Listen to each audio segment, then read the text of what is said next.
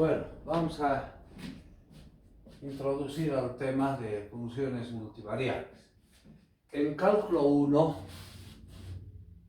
en MAT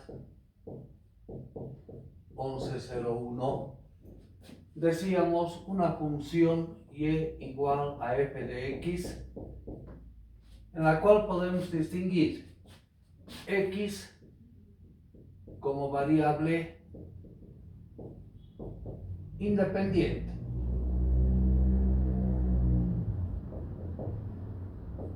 Y de acuerdo a los valores que toma x, adopta valores y. Entonces y sería la variable dependiente.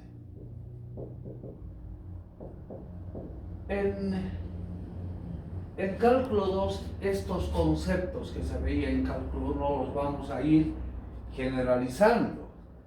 Tomaremos sea y igual a una función de x1, x2, sucesivamente hasta xn. En esa función x1, x2 hasta xn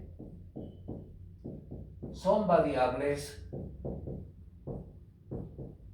independientes.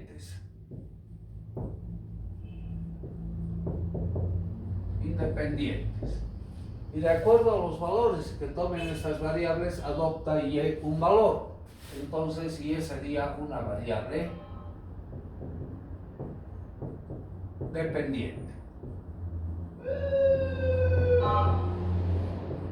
Fíjense, el concepto es el mismo, solo que en cálculo 1 teníamos una sola variable independiente, acá vamos a tener n variables independientes.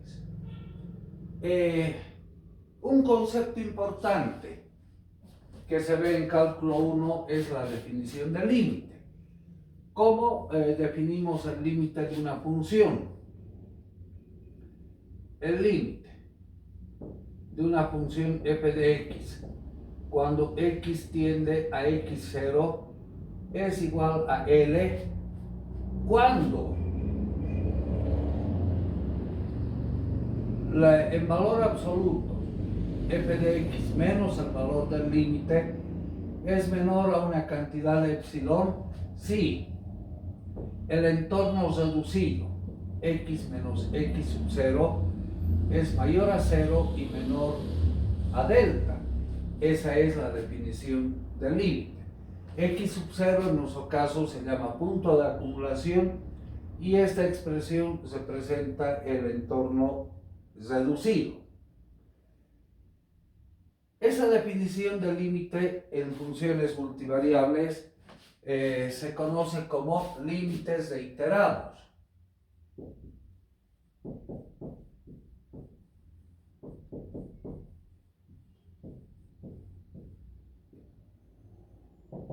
Tomaremos una función de dos variables independientes, sea la función f de x y, donde las variables independientes en este caso son x y y. El límite de la función f de x y cuando x tiende a x sub 0 y tiende a y sub 0 es igual a L cuando en valor absoluto f de x y menos el valor del límite es menor a una cantidad epsilon si el entorno reducido en valor absoluto x menos x sub 0 es menor a delta y obviamente como es un valor absoluto mayor a 0, además y menos y sub 0 mayor a 0 menor a delta. Es una generalización de la definición de los límites que se ve en cálculo 1. Hagamos un poquito esa interpretación, analicemos un poquito la interpretación. Primero, es entorno reducido.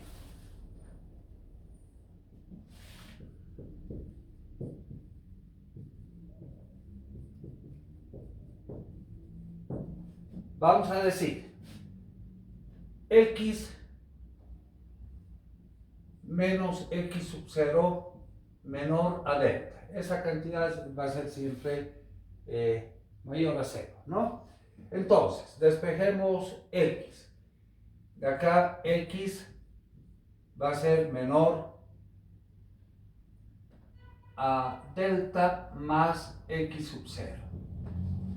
Pero como es el valor absoluto, si conmutamos esto, x sub 0 menos x, el valor absoluto es la misma cantidad, ¿verdad? Va a seguir siendo menor a delta. Despejando de acá x sub 0 menor a x más delta, de donde x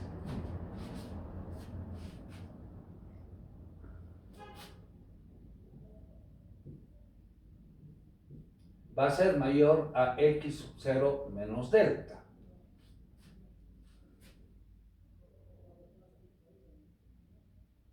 ¿Qué sucede en este caso? Si dibujamos la recta de los reales,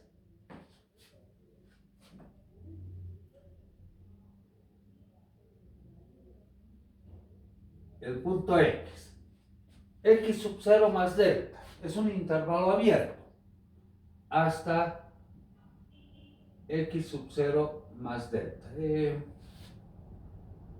Tomaremos el punto x sub 0, les propongo. En ambos casos.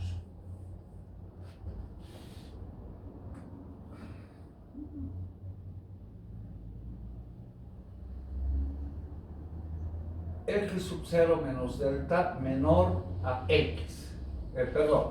X menos delta y x sub 0 lo pasamos al otro lado. De acá despejamos x sub 0. X sub 0 será menor a x más delta. Entonces, si tomamos como referencia el punto x sub 0,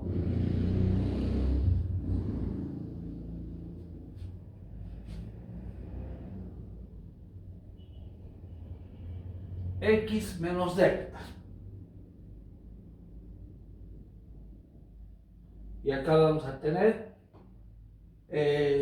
todos los puntos que sean menores a x más delta. Si nos fijamos, es un intervalo que se denomina entorno reducido porque el punto x sub 0 va a estar fuera de este intervalo. Eso es lo que se denomina un entorno reducido. Lo mismo hacemos para este entorno reducido. Entonces, de acá vamos a sacar, bueno, primero de esto, todos los x sub 0 que van a ser mayores a x sub 0 menos delta y menores a x más delta. Un mismo análisis hacemos acá, y sub 0 mayor a x menos delta, y menos delta, y menores a y más delta. Hagamos un esquema de esto. Entonces, si tomamos el sistema cartesiano, x, y el eje z estaría saliendo de la pizarra. Dibujemos una función. Acá vamos a tener el punto de acumulación, x sub 0 y y sub 0. Ese punto de acumulación lo sacamos del análisis para conseguir el entorno reducido. Entonces, el entorno reducido, todos los x que sean x más delta y x menos delta. El análisis que hemos hecho allá, lo sacamos el punto de acumulación. Mismo análisis para y. y menos delta a y más delta. Todos estos puntos los sacamos al punto de acumulación. Bien, trasladamos estos intervalos a nuestra gráfica. Si hacemos el traslado, ¿qué va a suceder? Llegamos a un intervalo, a un dominio de la función, donde el punto de acumulación se encuentra fuera del análisis. ¿Qué sucede si vamos reduciendo los intervalos? Entonces ya tuviéramos unos intervalos ya no abiertos, sino cerrados. Vamos reduciendo esto. ¿Y a dónde estamos tendiendo? Estamos tendiendo al punto de acumulación, que es el valor del límite. Por eso recibe el nombre de punto de acumulación. Ahora, ¿cómo se resuelven estos límites? Los mismos teoremas que se ven en cálculo 1 se usan en cálculo 2. Vamos a ver, recordar algunos teoremas de cálculo 1 generalizados a límites multivariables.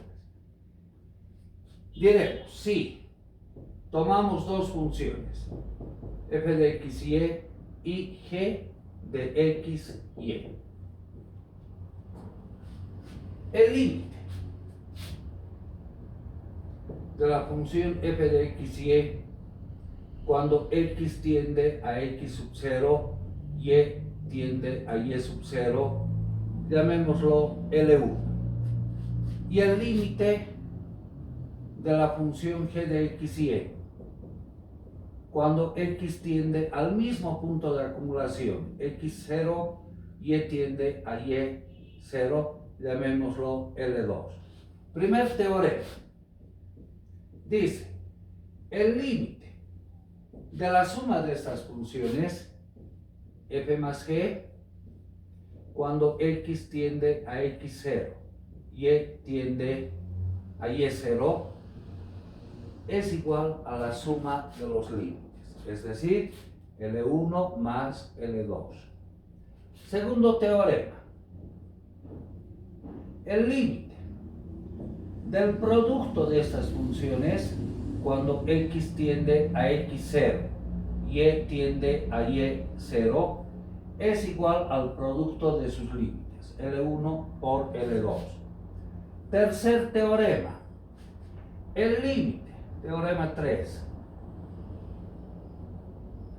El límite de un cociente de funciones, f entre g, cuando x tiende a x0 y tiende a y0, va a ser igual al cociente de sus límites, L1 entre L2. Pero acá hay una restricción, excepto si L2 es igual a 0. La única consideración a tomar en cuenta. Un teorema 4.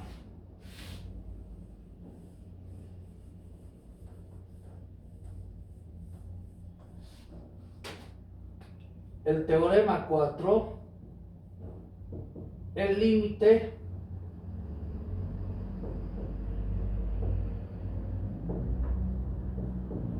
es independiente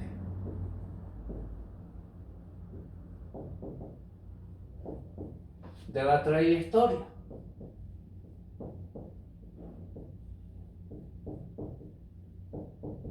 ¿Qué quiere decir esto?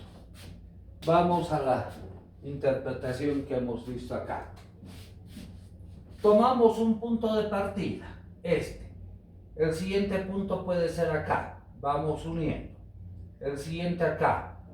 Y así sucesivamente. Cualquier trayectoria que escojamos, siempre vamos a tender al punto de acumulación. O podemos escoger otro tipo de trayectoria, pero siempre llegamos al punto de acumulación. Ese teorema es importante, pero sí no merece mayor análisis.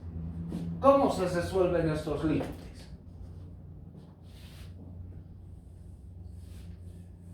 Todas las propiedades, y aquí es una generalización de lo que se ve en cálculo 1, todas las propiedades que se ven para la resolución de límites de funciones de una sola variable se aplican acá.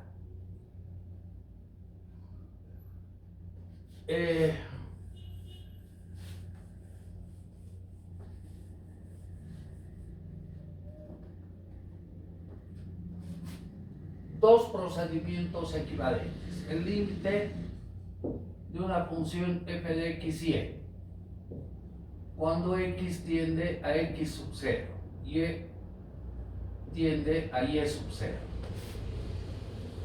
Primer proceso, de ahí que se llaman límites reiterados. Límite cuando x tiende a x sub 0 de el límite de la función f de x y e cuando y tiende a y sub 0. En este caso vamos a empezar a resolver de acá a acá. En este corchete que hemos puesto, la tendencia es la variable y es la que estamos moviendo. Entonces, la variable x la vamos a considerar como constante. En verdad no es constante, pero para ese análisis, dentro de este corchete, la variable x la consideramos como constante. El segundo camino que podemos adoptar, el límite cuando y tiende a y sub 0 del límite de la función f de x y e cuando x tiende a x sub 0. Fíjense, acá estamos incrementando la variable x. Entonces, en este corchete, y como constante. Y como constante. En verdad no es constante, pero vamos a considerar como constante para su solución. Haremos un ejemplo del libro de Xiaom. Es cálculo superior del libro de Xiaom. A ver, tomemos este ejemplo.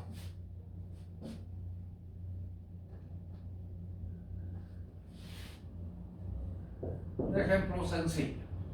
Calcular el límite de la función x por y menos 3x más 4 cuando x tiende a 2 y tiende a 1.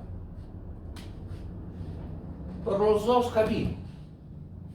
Entonces, primero, límite cuando x tiende a 2 de el límite cuando y tiende a 1 de la función x por y menos 3x más 4. Entonces nos concentramos dentro del corchete.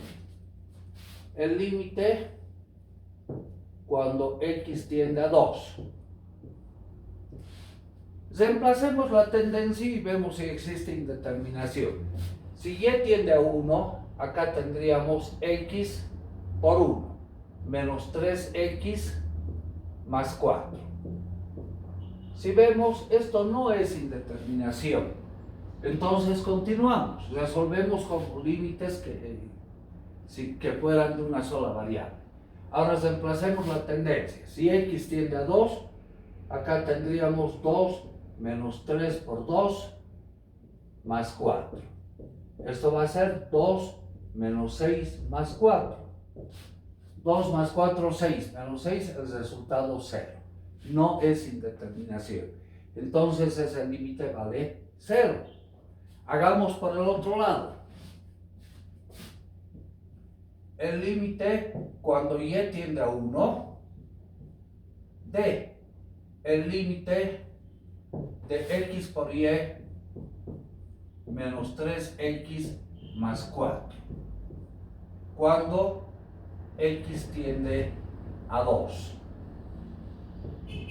Entonces, nos concentramos en el corchete. todo lo que no sea x es para nosotros constante.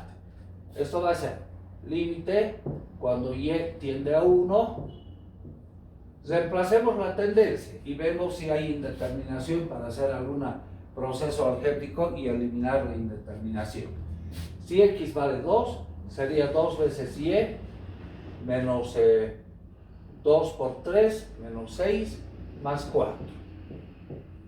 Si nos fijamos, esto no es indeterminación. Entonces continuemos. Estamos resolviendo como si fueran límites de una sola variable. Reemplacemos la tendencia. Si y vale 1, sería 2 por 1 menos 6 más 4. Esto va a ser 2 menos 6 más 4. 2 más 4, 6, menos 6, resultado 0. Y era lo que esperábamos, el mismo resultado. Vamos a aprovechar este ejemplo. Ya sabemos que el límite existe y vale 0. Vamos a hacer un análisis ahora para ver la existencia del límite, ya no con el ánimo de resolver, sino ver la existencia del límite. Volvamos a escribir la definición del límite de una función de varias variables. El límite de f de x y cuando x tiende a x sub 0 y tiende a y sub 0 es igual a L si la función f de x y menos el valor del límite es menor a una cantidad epsilon cuando los entornos reducidos x menos x sub 0 es mayor a 0 menor a delta y menos y sub 0 es mayor a 0 menor que delta en valor absoluto, y además delta es función de epsilon. Esta era la definición del límite. En el ejemplo que hemos puesto ya hemos comprobado que el límite existe y bueno, hemos comprobado que el límite vale 0.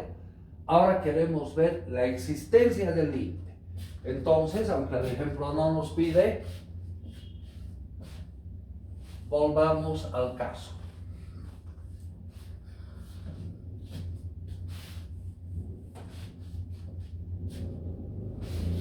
Ver si existe el límite de esa función. Esa sería la motivación ahora del ejercicio.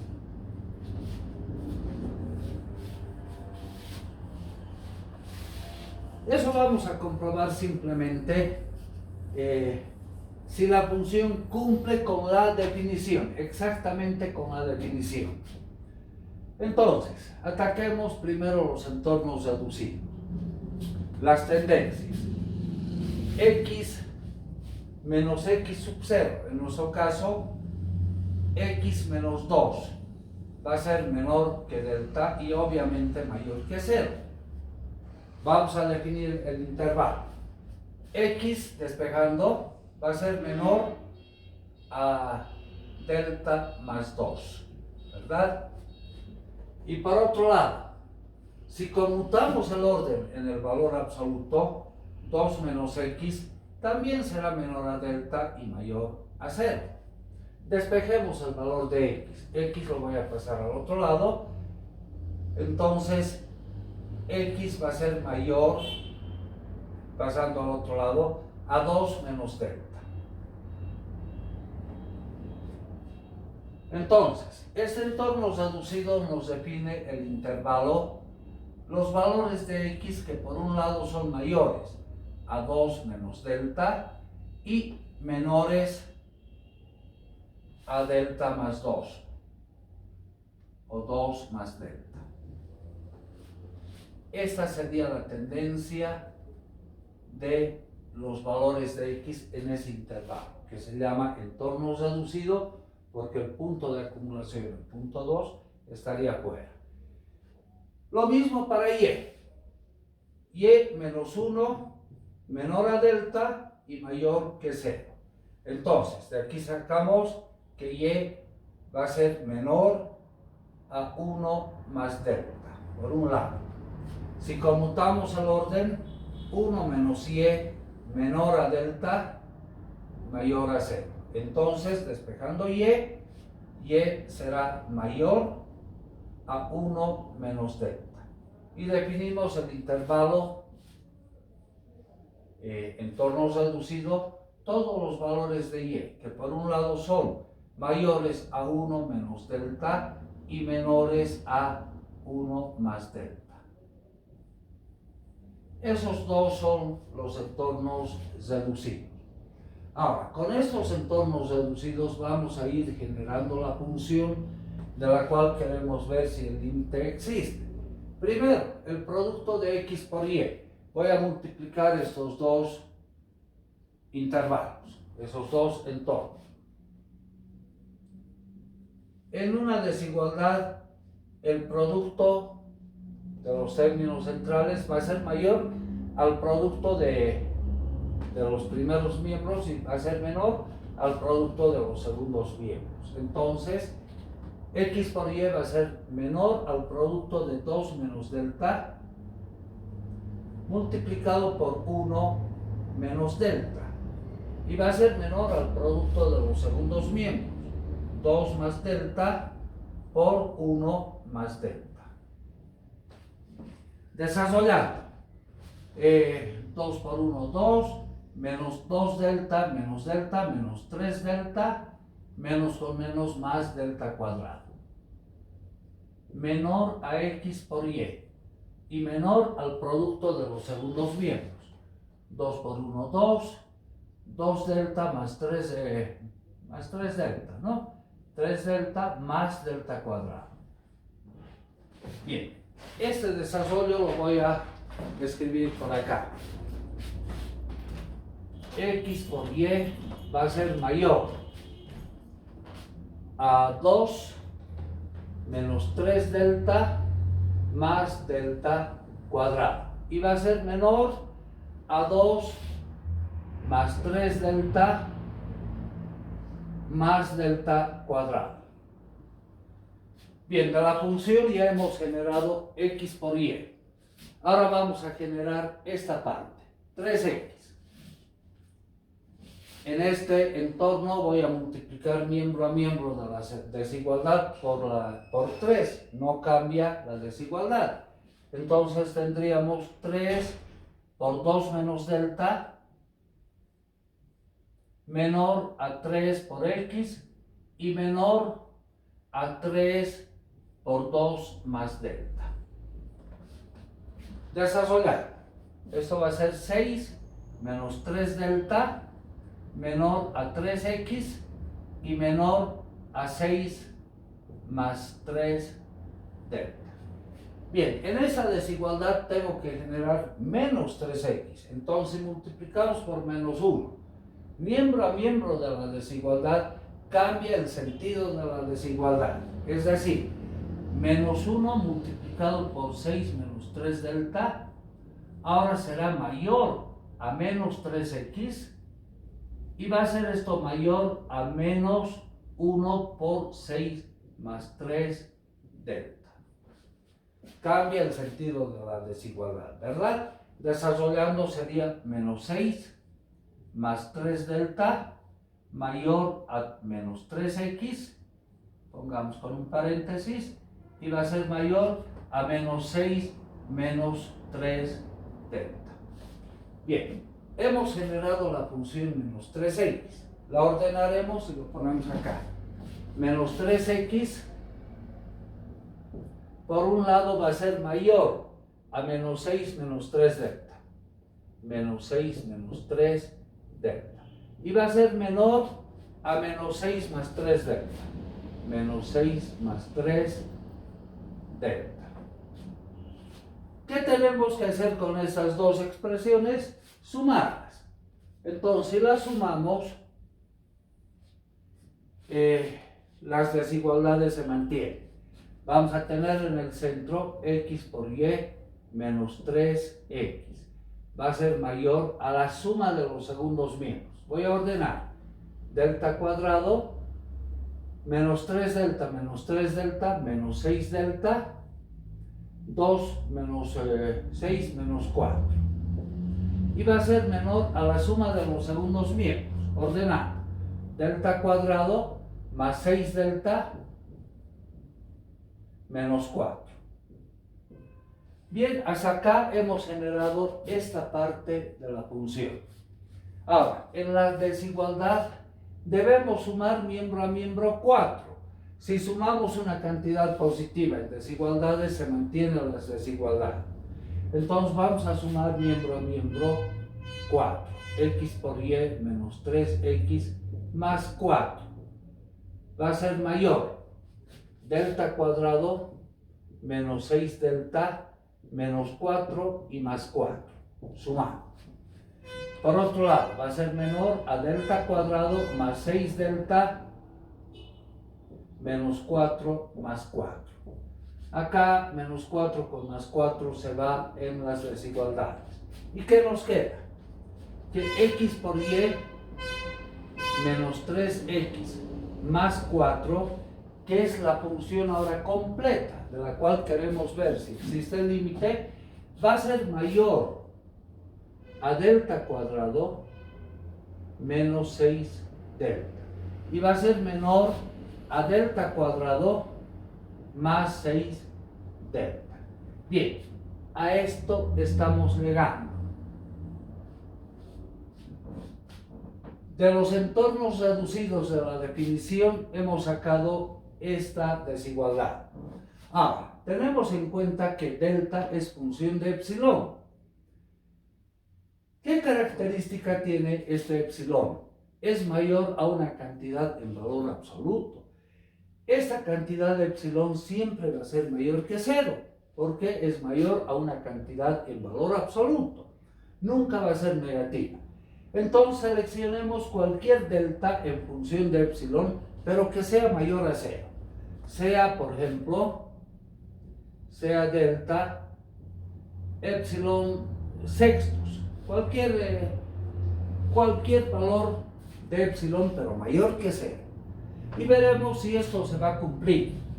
Si delta es epsilon sextos, acá vamos a tener elevado al cuadrado, epsilon al cuadrado sobre 6 al cuadrado, eso es 36, más o menos 6 veces delta, pero delta es epsilon sextos, 6 con 6 se va, menor a la función x por y menos 3x más 4,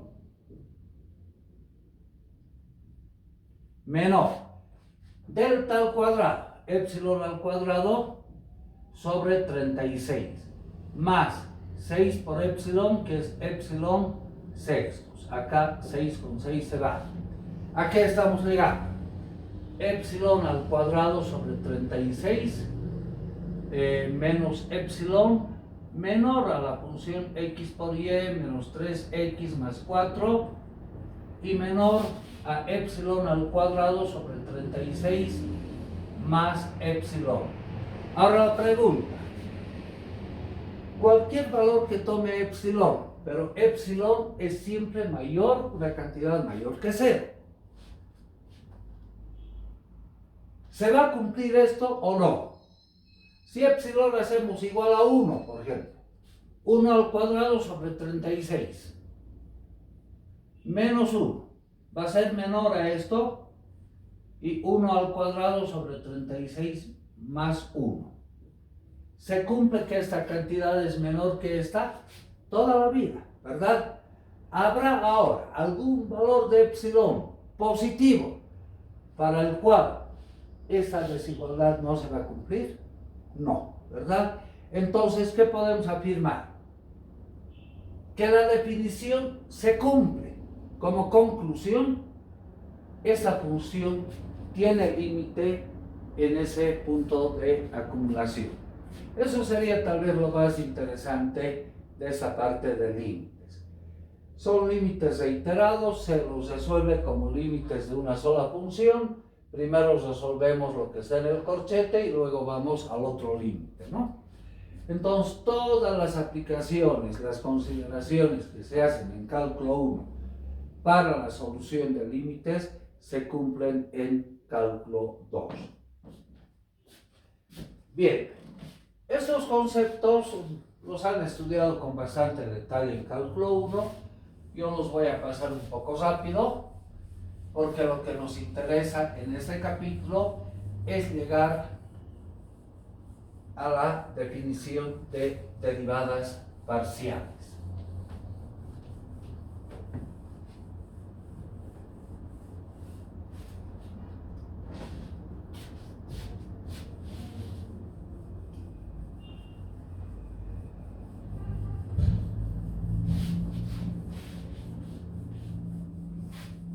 Un concepto importante es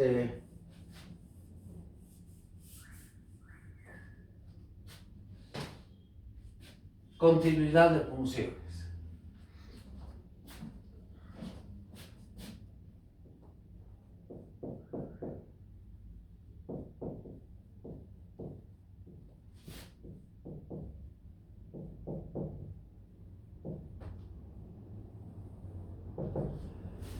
Y de funciones ya multivariables, sea una función f de x y y, una función que depende de dos variables independientes.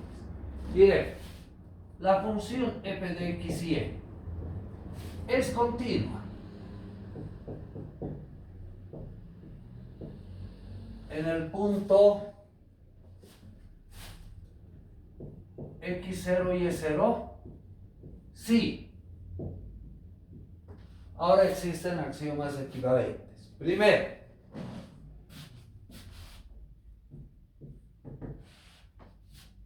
f de x y está definida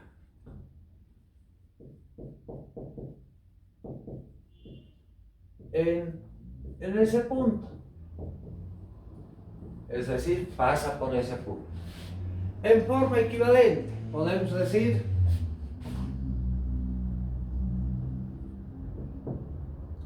en forma equivalente, el límite de la función f de x y en ese punto, cuando x tiende a x0 y y tiende a y0, existe. Si el límite existe. Y un axioma también equivalente. Vas a comprobar uno de ellos para asegurar que la función es continua. Diremos el límite de la función f de x y cuando x tiende a x0 y tiende a y0. Si existe, es equivalente a evaluar la función en ese punto, x0 y y0. Bueno, vas a comprobar uno de los axiomas para ver si la función existe o no, si es continua en ese punto. Hagamos un ejemplo de nuestro libro.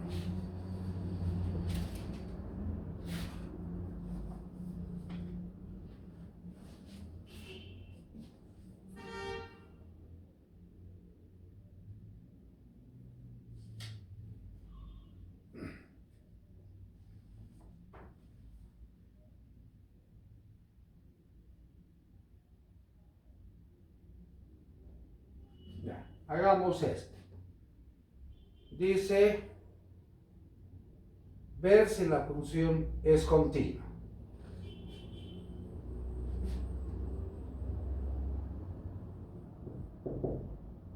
La función f de x y es igual a x sobre 3x más 5.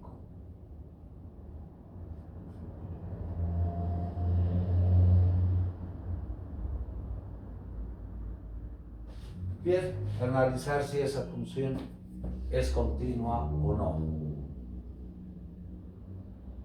Vamos al primer axioma, en el punto 0, 0. Ver si es continua